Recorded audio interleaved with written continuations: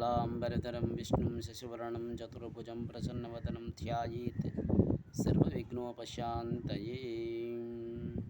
अगजाननपद्मार्गं गजाननमानुषमनेकदन्तं भक्तानाम् एकदन्तमुपास्महे। व्यासाय विष्णुरूपाय व्यासरूपाय विष्णवे नमो वै ब्रह्मनिधे वासिष्ठाय नमो नमः।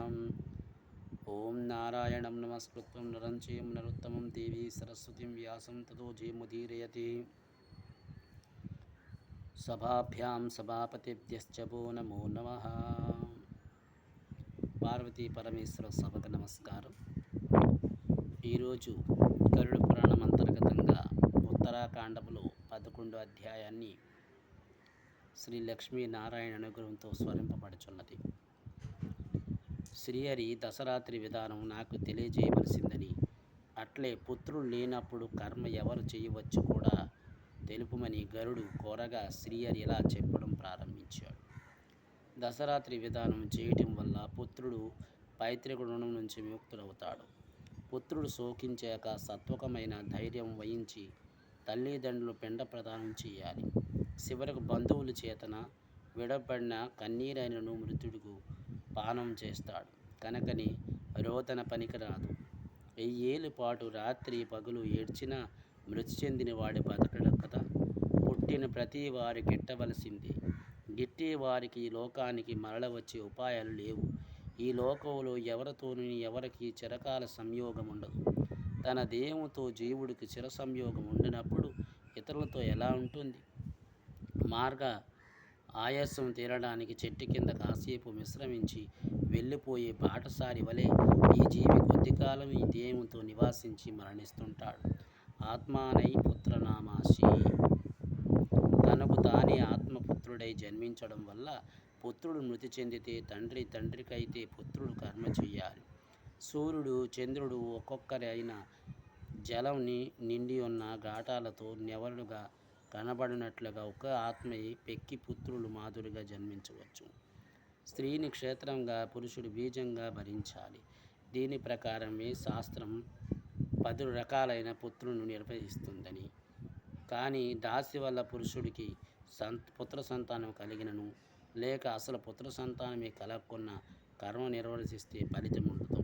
అంటే కేవలం నిజ భార్యందును పుత్రుడు కన్నవానికి మాత్రమే పరలోక సౌఖ్యం ఉంటుందని, మరణకాలంలో చేయవలసిన ఉత్తర క్రియలన్నిటికీ పౌత్రుడాది పుత్రాదుడు మాత్రమేనని, కేవలం కూతురు మాత్రమే జన్మించినప్పుడు పుత్ర సంతానం కలిగితే దోహాత్రుడు అతడు 21 తరాల వారిని తరింపజేసిన వాడవుతాడు.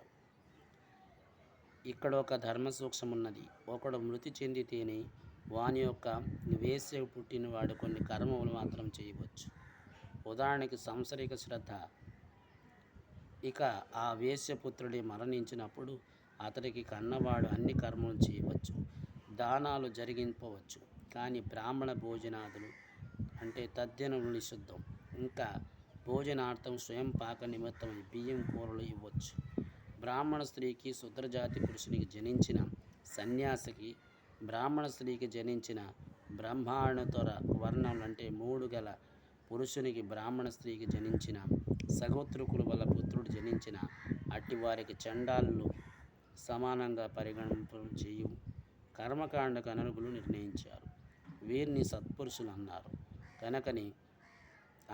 కనుకనే వర్ణాశ్రమ ధర్మాలు చక్కగా తెలుసుకొని తన జాతి యందు ఒక శ్రేష్ఠురాలైన కన్యను కూడి పుత్రుని కనాలి. అట్టివాడు శ్లేఘనీయుడు, కర్మ చేయడానికి అన్ని విధాలుగా అర్హుడు.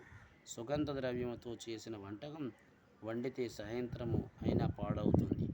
అన్నం రసంతో పోషించబడే శరీరం నిత్యమా? కనుకనే దుఃఖం విడిచి పుత్రుడు కర్మ చేయాలి.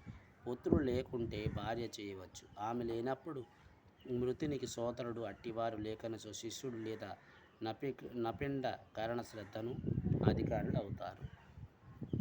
పెద్దవానికి పుత్రుడు లేనప్పుడు కనిష్ఠులకు పుత్రులు పౌత్రులు కర్మను చేయాలి. కనిష్ఠుడు అపుత్రుడైతే పెద్దవాడి పుత్రుడు కర్మ చేయవచ్చు. మొత్తం మీద సోదరులో ఏ ఒక్కరికి పుత్రులున్నా అంత పుత్రవంతులే అని శాస్త్రం చెప్పింది. అలాగే ఒకనికి చాలామంది భార్యలుంటే అందులో ఒకడతి పుత్రులు అంతా పుత్రవతులే. పుత్రులు లేని వారికి మిత్రుడు పిండ ప్రదానం చేయొచ్చు. కర్మలోపం ఎన్నడూ చేయకూడదు. ఎవరు లేనప్పుడు పురోహితుడు కర్మ చేయవచ్చు. తండ్రికి పుత్రుడు కర్మ చేయాలి, కానీ జ్యేష్ఠ పుత్రుని మృత్యు విషయంలో కర్మ చేసే అధికారం తండ్రికి ఇవ్వబడలేదు. పుత్రులు చాలామంది ఉండి వారి కలిసి ఉన్న విడివిడిగా ఉన్న వారితో ఒక్కడే నపిండకరణం చేయాలి. ఎవరికి వారే విడివిడిగా ఉంటే వేరెవరుగా చేయాలి, అంటే వేరే వేరే విధంగా చేయాలి, కలిపి చేయకూడదు. పెద్ద కొడుకు భక్తితో తండ్రి కర్మ చేయాలి. ఒంటిపూట భోజనం, భూశయనం ఆచరించాలి. స్త్రీ సంగమం కూడదు. శ్రద్ధ నిర్వర్తించే పుత్రునికి 7 మార్లు భూప్రదక్షిణం చేసినంత ఫలితం అతని తల్లిదండ్రులకు అదే ఫలితాన్ని కలుగుతుందని, కుమారునికి గయాశ్రద్ధం ఫలం కూడా కలుగుతుందని. అన్నం, వస్త్రం, జలం, ఇతర ద్రవ్యములు ఇలా ఏవైనా ప్రేత సప్తోచ్చరణం చేసి ఇస్తే అవి అక్షయంగా వర్ధిల్లుతున్నాయి. మొదటి రోజు పిండ ప్రదానం చేసినట్లే అన్ని రోజులు చెయ్యాలి. దశహాము రోజున మాంసంతో పిండ ప్రదానం అన్నారు, కానీ కలియుగంలో దీన్ని నిషేధించారు. మినుములు ప్రత్యామ్నాయంగా చెప్పారు. ప్రతిరోజు శ్రద్ధనంతరం శ్రీహరిని ప్రార్థించి గోవుకు మేత వేసుకుని భుజించాలి. 10 దినములు బంధువులకు క్షీరం విహితం, యజమాని మరలా క్షీరం చేయించుకోవలను. 10 దినములు ప్రతిరోజు ఒక బ్రాహ్మణుకు భోజనం పెట్టవలనని, ప్రేత ముక్తికై శ్రీహరిని ప్రార్థింపవలను.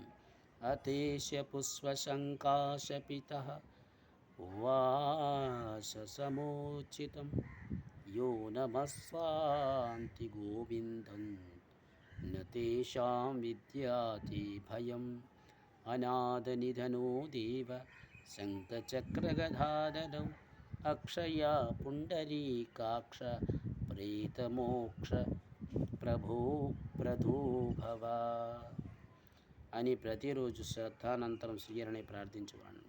సౌనికాది మహర్షులు స్తుతులతో చెప్పుచున్నారు.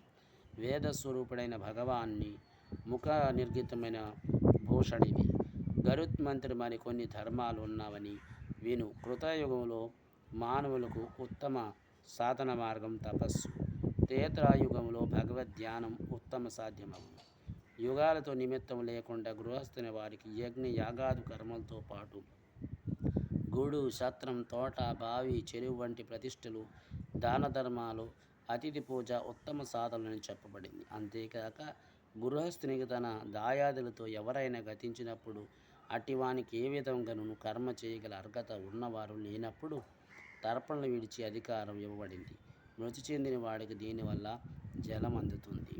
ఇది గరుడ పురాణం అంతర్గత 11 అధ్యాయం సంపూర్ణం.